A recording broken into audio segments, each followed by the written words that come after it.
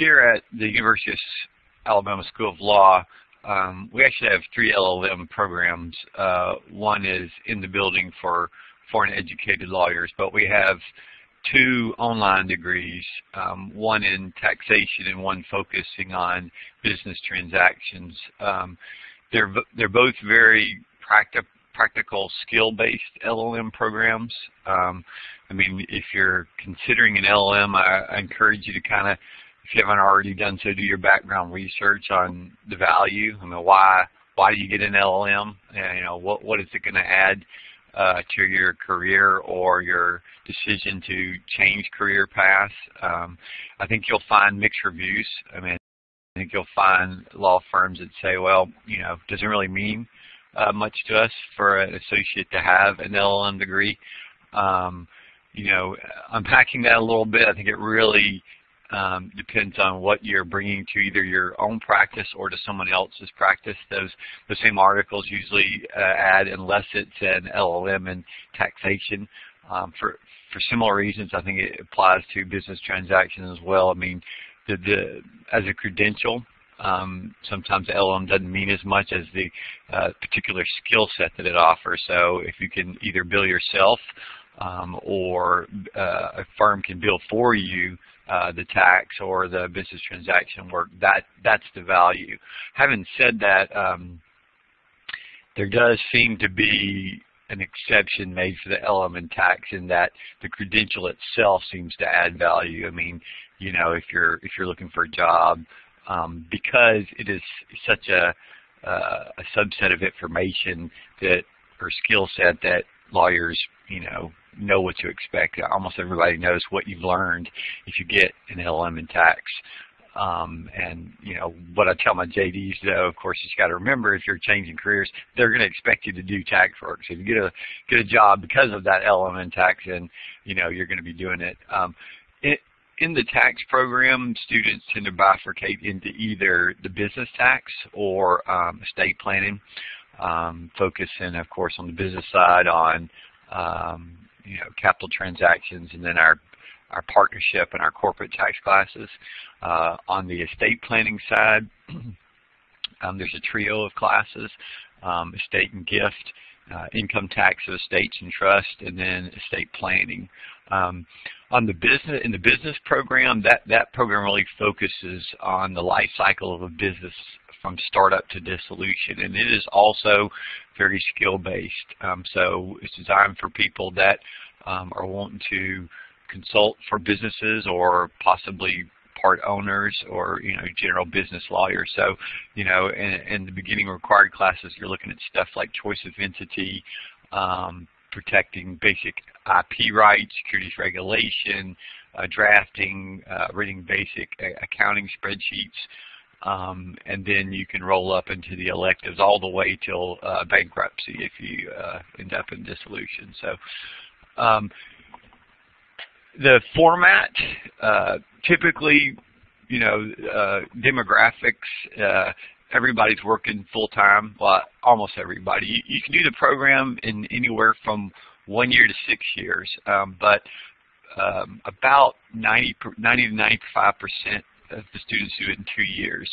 So if you do it in 2 years, that means you're in class 2 days a week for about 2 hours each. I say about because there are a couple of 3-hour classes.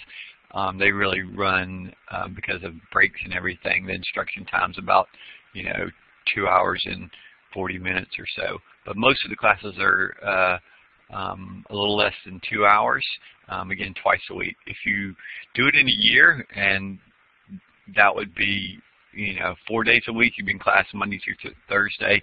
That's rough. I recommend against that. If you're working full-time, we do have students who do it every cycle of the program.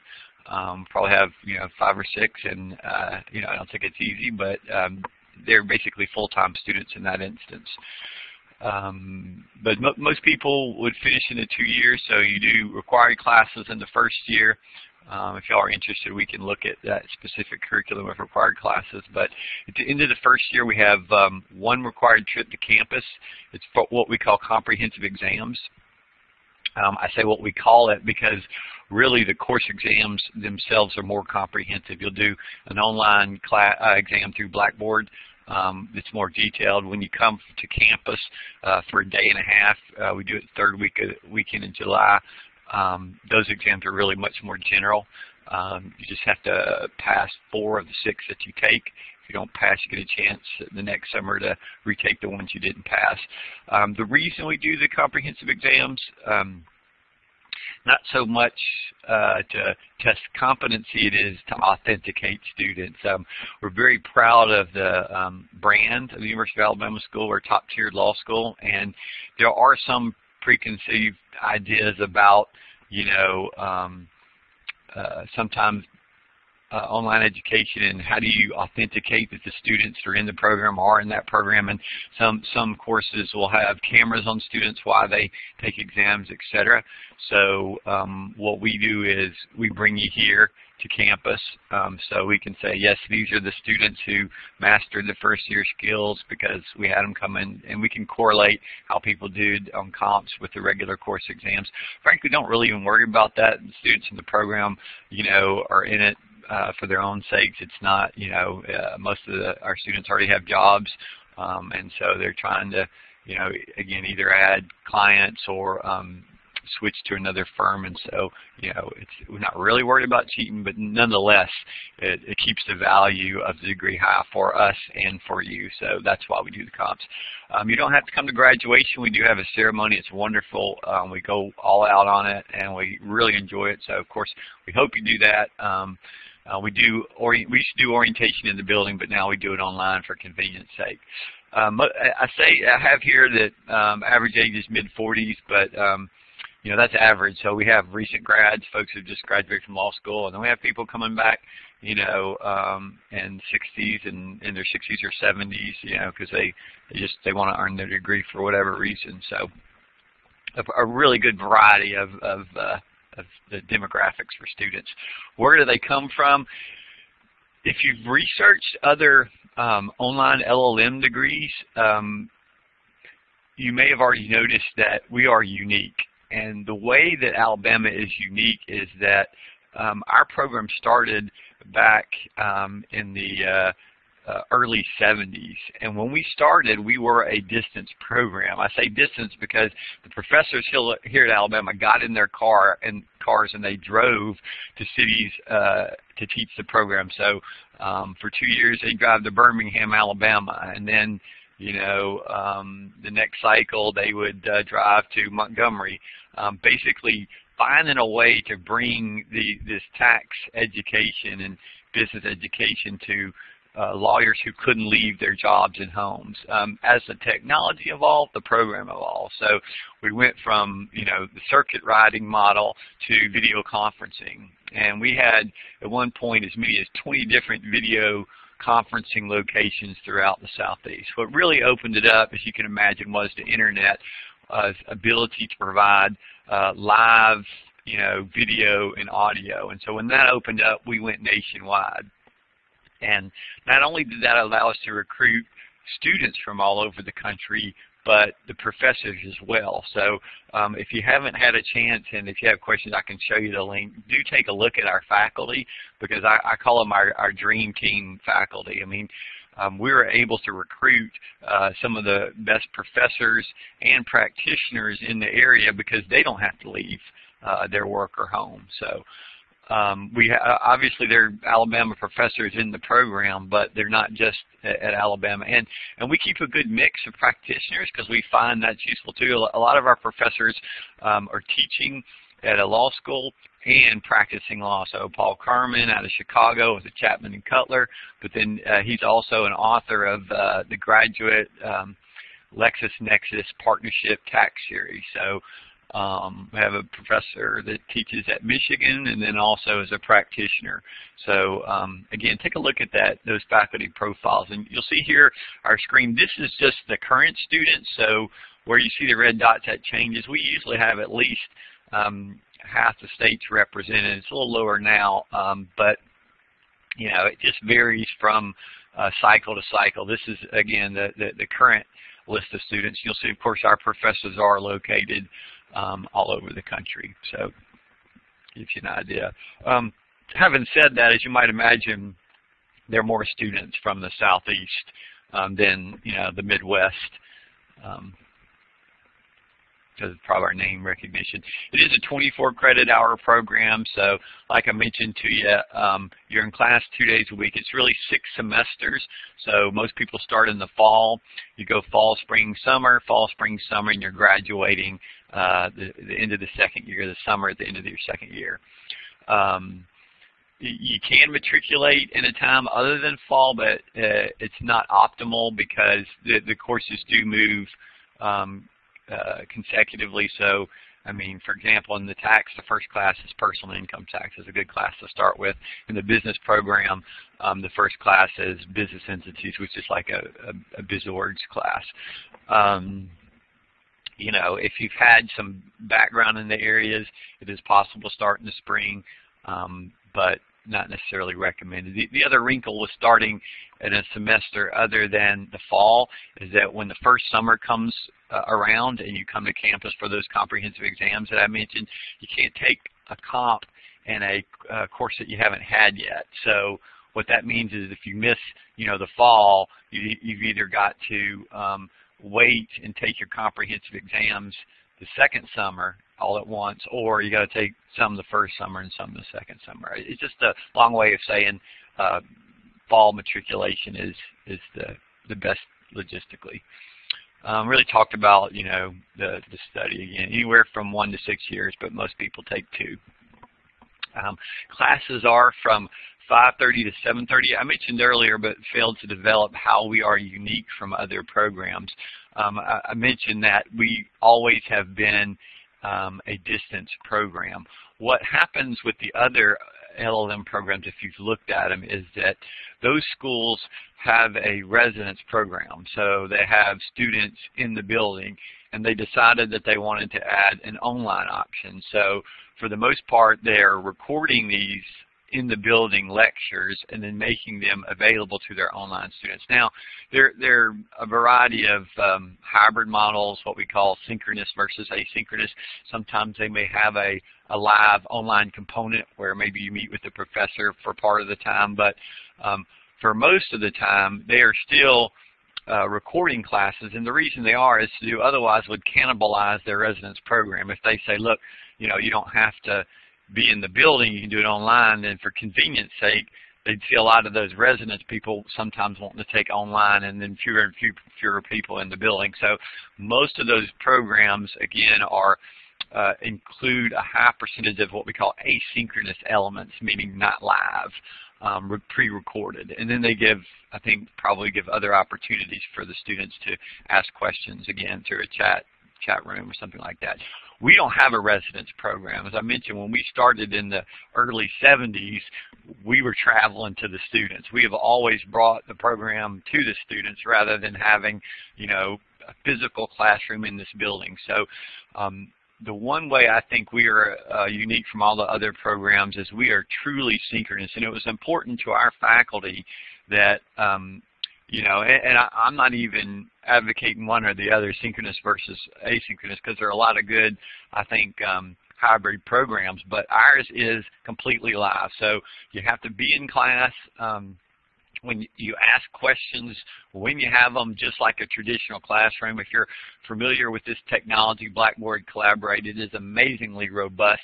I mean, you're seeing, the talk, the chat, but it's got breakout rooms. I can share my desktop with you and have you, do problems on a worksheet that's on my computer that everybody can see. I mean, I often explain to some of my more senior faculty members that these online classes, I think, are more interactive than a traditional classroom. I took tax here in the building, and we were all a bit nervous to raise our hand and expose ourselves for our potential lack of knowledge. So now in an online class where you can type the question. It's not entirely anonymous, but it kind of is, because if it's really off the wall, the professor can wait to get to it, or you know, maybe email you after class. You can actually send the professor a private chat message if you think it might, you know, the question might be off, or you might have a certain kind of misunderstanding. So the point is, people are more encouraged to, that weren't normally, are more encouraged to give feedback. They're polling devices, so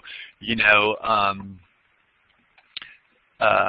you can put up a slide that has multiple choice questions and let students anonymously answer those questions and then go over them. So again, I'm seeing that particularly in these tax and business transactions classes, the online format offers more ways to engage than a traditional classroom. So as a consequence, you know, we had to pick a time, and we went with 5:30 to 7:30 Central Standard. So for some of you in the East Coast, of course, that's going to be an hour later. And then as you move west, of course, it's earlier. You do have to be in class, but you can miss a certain amount of classes. If work gets in the way, I just ask students to call me and we work something out. All the classes are recorded into a video stream, downloadable audio streams too. You know, but you know, if you're missing more than 3 or 4 classes, then you're looking at 6 hours of recorded video. They're not designed to be the primary mode of instruction. So I ask you to call me and you say, hey, look, I'm keeping up. I just need to miss one more. We can work it out. But sometimes, you know, it makes more sense to drop the class and pick it up the next year. What we do is, when we offer the courses on the days of the week, we alternate cycles. So for example, one class will start on Tuesdays and Thursdays, and then the next fall, those same classes will be Mondays and Wednesdays.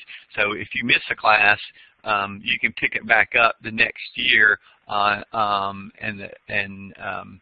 get right back on track, because it's offered a different day of the week than it was originally. So the 3-hour classes, a few of those we have run a little bit later than 7:30. You know, it's more like 8 o'clock. Depending on, it can be depending on how long a break they take. But most of the classes are the 2 hours. I mentioned the orientation session.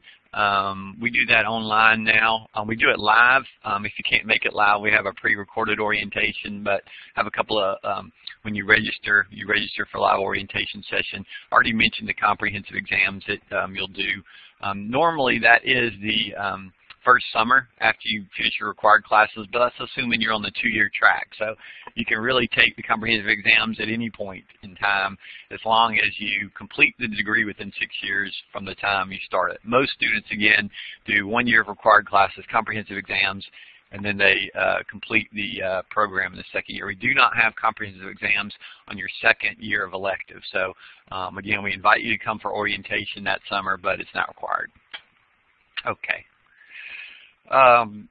Gives you an idea here of what's required in the business transaction. I mentioned these classes.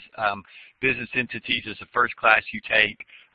Principles in accounting, really basic course on reading spreadsheets, accounting for lawyers, we call it.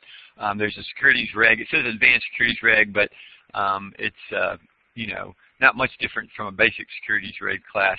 An IP class, mergers and acquisitions, and then the first summer you do business drafting. I did say our classes were synchronous, and they all are but one. The only one that's not is offered during the summer when you're having to take comprehensive exams. We wanted students to have more flexibility, you know, when they were also coming for comprehensive exams. So business drafting actually is offered in the summer after your first year, and I think there's only 3 live classes, and then the rest are there's about 4 recorded, and you do some exercises and they're graded pass-fail. There's a companion class in the tax program. It's the research class.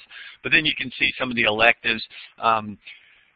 The electives in the business program are really business tax. I mean, we're looking for students to take, hopefully, the corporate tax and partnership tax. You can avoid those, but I recommend that you take those, because, you know, a good business lawyer can do corporate tax and partnership tax. I mean, the kind of things that you'd take instead would be things like, bankruptcy. We have all electives aren't listed there. We have a executive compensation class. We have a tax exempt org class. So there are a lot of choices depending on what your interest is. But these are the ones you would take in your first year under required classes. For the tax program, let me make one more caveat. There's 7 required business courses. These first 6, and then the slide doesn't indicate it, but business planning is also a required class. That's kind of a seminal, it brings everything together, right? Because you're looking at choice of entity, but then you're also taking into consideration potential tax implications of that choice of entity. So business planning pulls everything. It's a great class. People love that. They do that again in their second year. Tax, there's 6 required classes. You see them there. Personal income tax you do first, capital transactions, partnership, corporate, and tax procedure. And then the summer after your first year, tax research is asynchronous, meaning I teach that class. I've got recordings for you to watch, and then research exercises that I grade pass, fail, and then of course you're here for comps as well. Lots of electives. Well, it's not listed here, but you can take business courses as the elective, because sometimes there's a bleed over, a lot of overlap in these programs, and so maybe somebody in business tax wants to also take, IP, securities reg. Sometimes we offer a finance class, so no problem there. You can, as long as you meet the required classes, you can take all your electives in another program if you want to. Again, with the goal being 24 credit hours. Okay. Admissions, our priority deadline is May 1. I'm going to give you the secret to that. What that means is we really want you to wanted you to apply by May 1, but what we found in our program is with lawyers, we said the deadline was May 1, and we received over half of our applications after May 1. So taking that into consideration, we'll take your application when you want to get it to us. But we got to have it in time to matriculate you before classes start in August. So, classes start, I think, about 13th, 14th of August. So, I mean, you're better off, the sooner you can get your application in, the better. But I will admit, we roll people in, in August. They submitted a file in August, and it's not that hard to get it through my committee because they're here that time of year. Again, I encourage you to, it can affect some of our electives and other things. We like to know what the class size, and it's better for you too, so we can get you oriented, get you ready. You got to order books and things like that. And there's some, we don't charge tech fees, but there's, we got to make sure you understand Blackboard. We got to send you through the MyBama, which is the university's portal for, registering, paying, those kind of things. So what takes a long time is usually the ordering of transcripts, because we do have to have those. If you're in a rush, if you have unofficial transcripts, we'll take those and make a decision. We still have to have the official ones, but we can make a contingent decision based on the unofficial. But right now, you've all got plenty of time to go ahead and order your transcripts. We do ask for the LSAT. If it's been, let's just say, a long time since you've been to law school, most of the time your law school can give it to you. But do what you can and let us know if you're not able to pull that up. But most of the time, folks get that from the law school, their JD program. What are the standards? The standard is called likelihood to succeed, which really means we don't want to admit anybody that's not going to complete the program, because it'd be a waste of your time and money, and it wouldn't look good for the program. So how do we decide likelihood to succeed? Well, anything really. Of course, we look at academic success. How you did in law school. Be particularly relevant if you're applying to the tax program. You had tax grades, or vice versa at the business program. Or I'm sorry, in the business program, we look at your business law courses. But we don't just look at that. I mean, again, if somebody had a rough time in law school, but they've been doing estate planning for 10 years, then that's a pretty good indicator of likelihood to succeed. So we look at any and all work experience as well. You can submit references. They're somewhat useful, not really critical. If you don't, a lot of you, if you're looking for, maybe 10 years since you've been in touch with a law school professor, don't worry about that. We don't have to have that. But you certainly can. If you're just out of law school, you certainly can. Somebody's going to attest to your ability to do the work. Like I said, most of our students have about a B average, but things offset each other. High LSATs offset a low GPA. A lot of work experience can offset, the lower GPA and LSAT. So, whatever you've got to give us, and the committee it's committee decision, and they'll try and decide, make sure that you can complete the program. Okay. This is just a slide about Alabama. I mean, I think if you're here, you're probably already familiar with the brand of the law school. I mean, we're a top-tier law school, and this is the little sheet that they send about our JD program. I'm careful to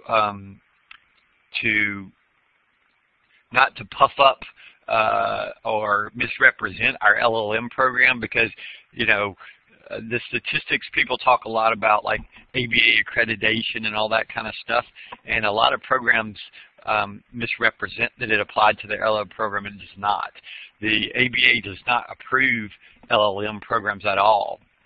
They approve JD programs, and the standard is that the LLM program cannot detect, as long as it doesn't detract from JD resources, then it'd be acceptable. Now, when they come to visit the law school, they do inspect and provide feedback. That's wonderful, and we always do fine. But there's no specific accreditation for ABA. So if you see ABA accredited LLM program, that's untrue. So, said another way, we have any accreditation that's available, but frankly, it's not available. So, again, very proud of the brand of the law school, and very proud of our LLM programs. You'll see in the orientation some comments from our dean and vice dean about those, etc., on our online orientation. But if you didn't know anything about Alabama, these are just some of the accolades about that you hear about the JD program, best bargain, etc.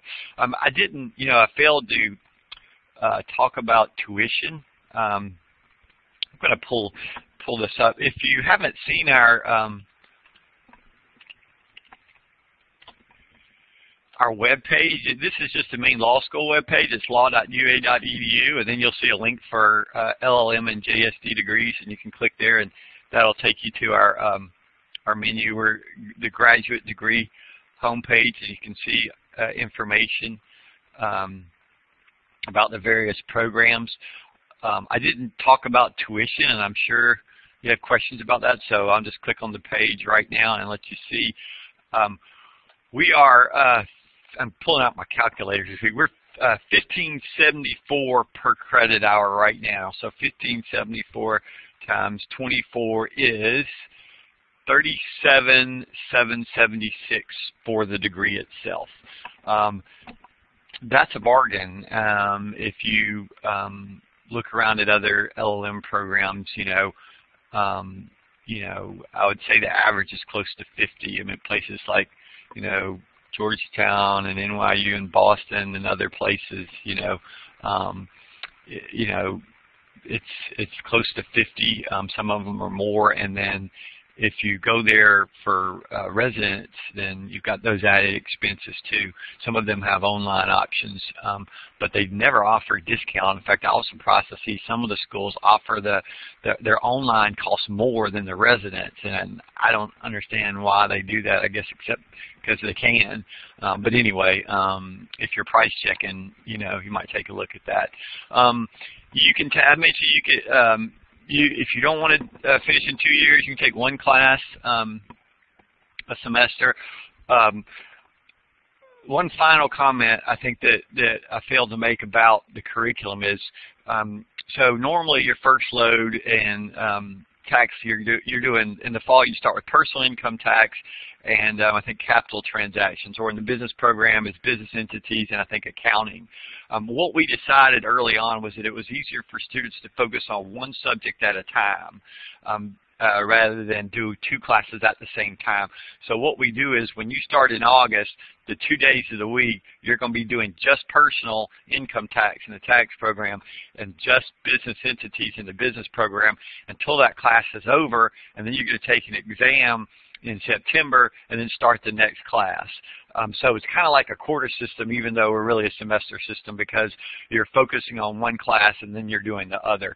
The reason I mention that is if you say, you know what, I'm really busy, I think I'm just going to take one class this fall.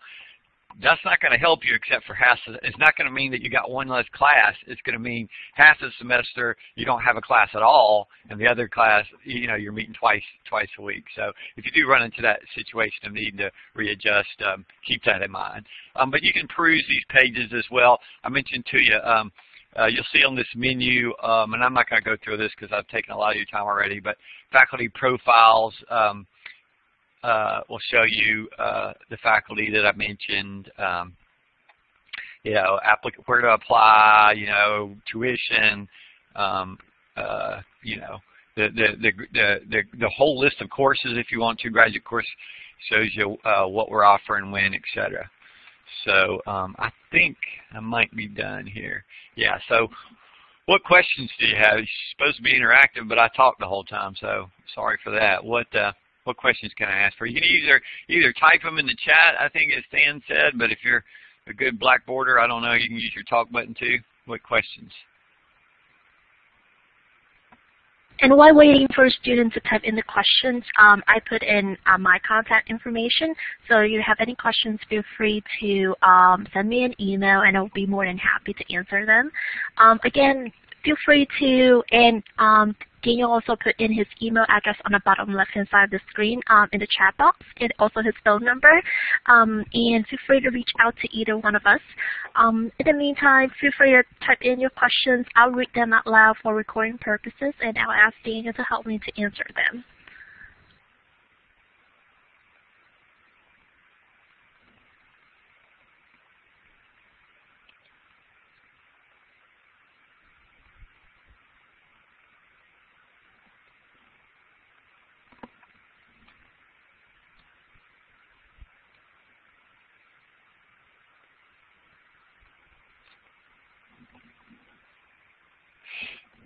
Yes. So, well, let me. Good question. Let me. I don't remember if I put if. I don't remember. So let me see. We do have it up, but the question is the first year classes. So let's pull that schedule up real quick. Sorry. So. We'll do graduate. It's graduate course schedule. It's this link here. So you see I'm scrolling down. So yeah, I do have it up. Good. You'll see the first class for personal income tax will be August the 14th. And the first class for the business students will be August the 13th. So there they are. The estate and gift and introduction to accounting are designed for you know, people in their second year. You can actually, if you're a first-year business student, you could actually take the introduction to accounting too, along with business entities.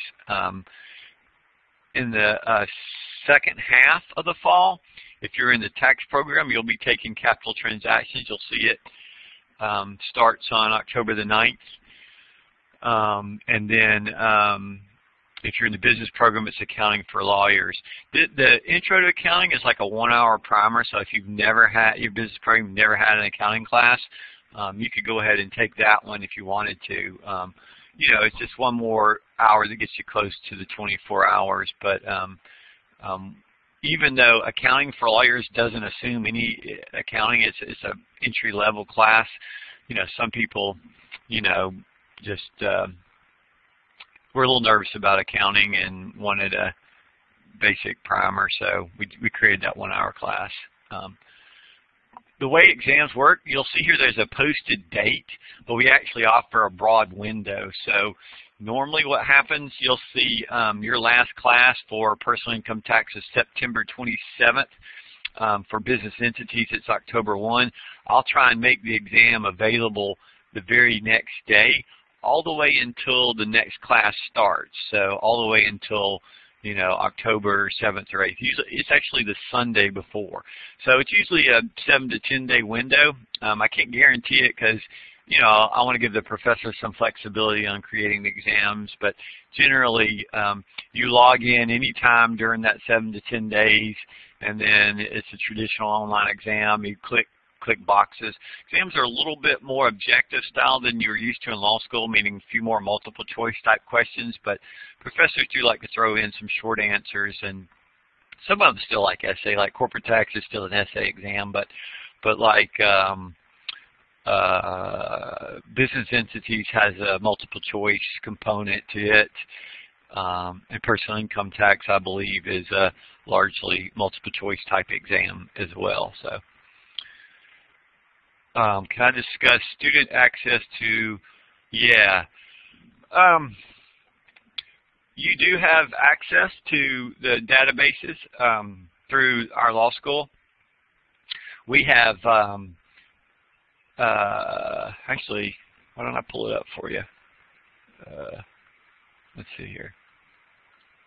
I'm going to pull it up for you. So you actually have access to our library resources, and so here you'll see Westlaw's RIA Checkpoint, CCH IntelliConnect, B&A, and we'll give you a law school email address, and when you click on any of these databases, that law school email login that you use will get you into all three of the databases. We have in the past also had Westlaw passwords that we gave folks if they're doing like our paper writing course that we offer. Of course, you can't use those for work purposes, so but for the purposes of school, those are available to you. These you don't even need a Westlaw password.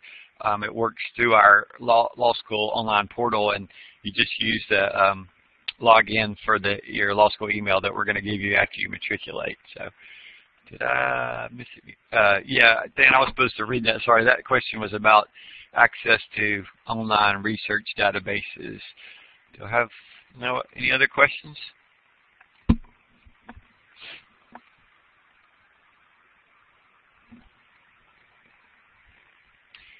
Oh, good. Yeah, I didn't talk about grading. So the person says, does UA practice curve grading, and also what resources available for jobs or internships after graduation? Okay, both good questions. We run on a graduate school curve, which means to be in good standing, you have to have a 3.0 grade point average. So what I tell my professors when they're grading is that essentially we have 4 passing grades. The A, because we don't have an A+, A minus, B plus, and B. So if you pass the exam, course exam, you'll get one of those 4 grades. If students fail, so to speak, the assigned grades are generally a C+ or a B-. They don't usually give D's and F's. Those are reserved for misconduct, cheating or something like that, which rarely happens. If you get a B-, you can usually recover from that, right? Because if it's a 2-hour class, then you need a 2-hour B+ to have the 3.0. C- is hard, because at that point in the next course, you've got to get an A- to pull it up. So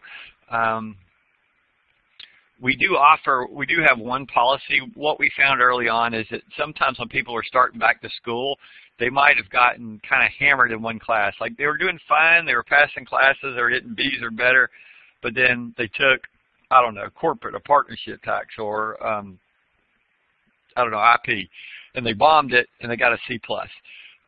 If that happens, you may, any required class, you can retake that class. And if you didn't pass, meaning if you got below a B, and if you get a B or better in the retake, we'll substitute the grade. So let's say you got a C- in corporate, you retook it, you got a B+, now you've gotten a B+, and we take the C- off the books. We don't really want students to do that. It takes more time. You have to pay for the class again. Doesn't happen very much, but we did create it for that rare instance where somebody was doing fine and just the language of a particular class made it quite difficult for them to catch up, and they got hammered. What I'd say about course of performance, and we have honors and high honors and all those things, but if we lose students, it's generally not because they can't do the work. It's because time management. And I'll be frank about this. I want you in the program. I want you here, but you are doing it. If you're doing this in 2 years or more, you're doing it the hard way, because if you come to us, you're doing it the hard way. Because if you could give up everything you're doing and just focus on school, it's going to be easier. The challenge, as you might imagine, if you haven't been a work student before, is balancing, your firm or your jobs commitments, your family and friend commitments along with school. So when we lose people, I think we lose them. I think even my exit polls and communications show that it's because they don't have the time. And you can drop out and come back in as long as you're in good standing. If you're not in good standing, you have to ask for permission to re-enter. But if you got a 3.0 or better, you can come and go as much as you want as long as you finish within 6 years. Our rate is pretty good. When we had video conferencing and people had to drive locations, we could lose as many as 50%. Now our matriculation, I don't have the exact number, but I think it's about, maybe 10%. Patty could get, if you want that information, Patty Nelson, or you can email me and I'll have Patty give it to you. But it's very high because, again, but the time management is challenging. And we do our career services department, answering the second part of the question in regards to jobs or internships. I will say right out that most of our students actually already have jobs.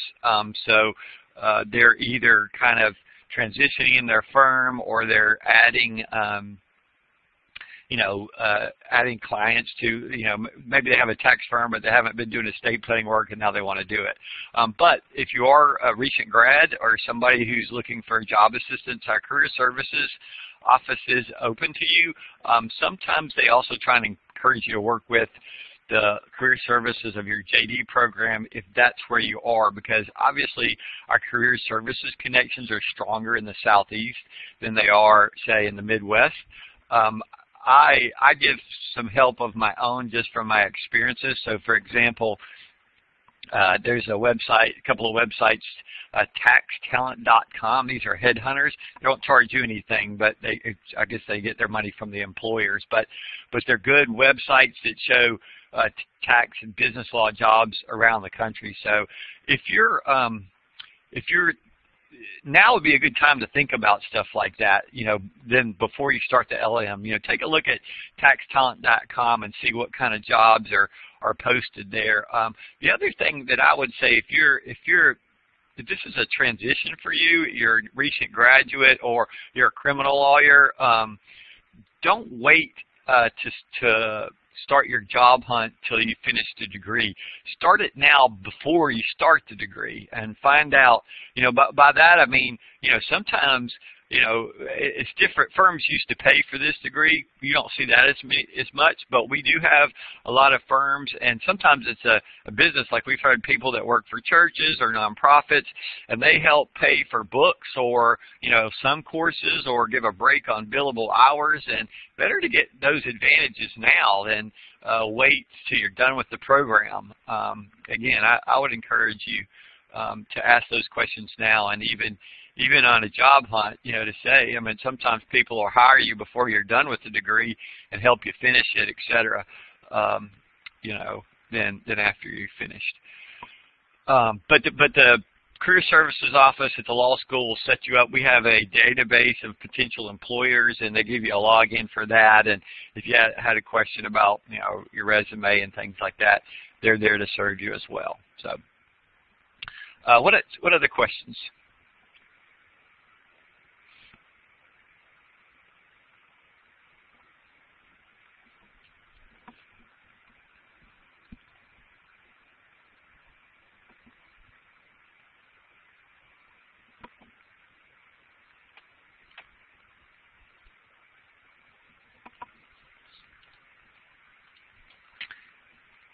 Nobody else?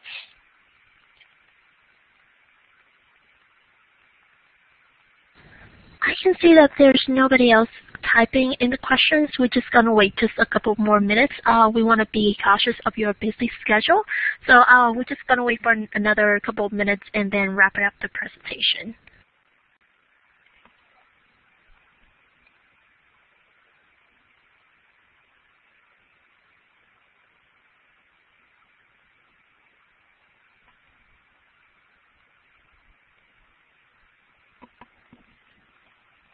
If you do have, so I made a comment about ABA accreditation. I've noticed that sometimes with LLM ads, you'll see, you know, ABA accredited, and that is simply untrue. Let me see. I'm going to see if I can pull that up on the ABA website. The ABA accredits, actually, I guess I need to do the link. So let me see if I can find the link for you. The ABA accredits JD programs, the law school, and of course the University of Alabama School of Law is an ABA accredited school. I mentioned before we're even a top tier law school, and the rankings in U.S. News and World Report if you care about all those kinds of things. What the standard for, let's see here. Here it is. I found it. Hold on. Sorry. The standard for an LLM program, according to the ABA, is that it does not detract from JD resources. In other words, it can't cost so much money that it's taking away from your JD program. So they don't actually accredit. I hope this is still. I'm gonna have to put it in the box below. Click on that link, if you will, that I put in the the chat box, and you will see. When you open it up, you'll see a category that says post-JD and non-JD programs, and then it says overview of other than JD programs, and you'll see the third paragraph down. Under that, I'm reading, it says ABA accreditation does not extend to any program supporting any other degree granted by the law school. Rather, the content and requirements of those degrees, such as an LLM, are created by the law school itself and do not reflect any judgment by the ABA accrediting bodies regarding the quality of the program. So I just wanted you to have full disclosure. Oh, it did come up. Full disclosure on that. You know, having said that, like I said, the ABA does do site visits here at the law school and other law schools, and they give us feedback about the program and said, you know, nice things, etc. Maybe that's what people are trying to say when they say that the ABA accredited them, but it's not really accurate. So very proud of our LLM programs, and there's no accreditation that anybody has that we don't have either. So, but that's the way it works. Our faculty looks at policies and curriculum on a regular basis, and again, ABA gives us feedback when they come on it, but it's not officially approved. No LLM program is officially approved. All right, what else?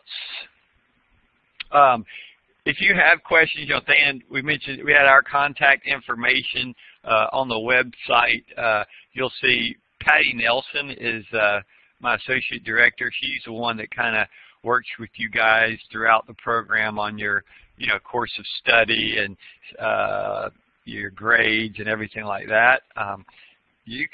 Our job is really just to make it, to make sure that you succeed in the program.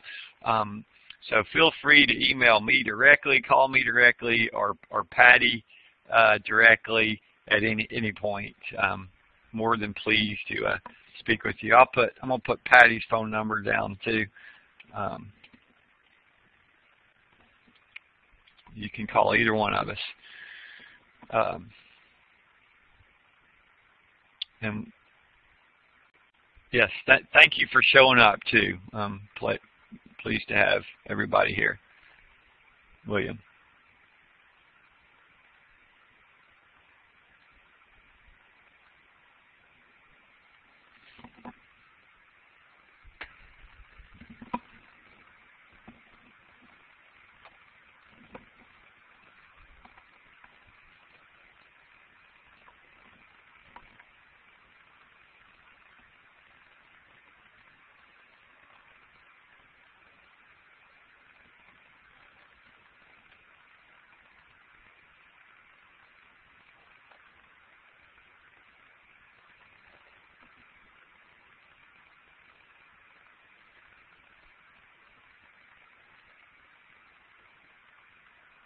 All right. So thank you so much, everybody, for joining us with our online information session today. In the chat box, I have included Daniel's contact information and also Patty's contact information. I will also include my contact information in the chat box also.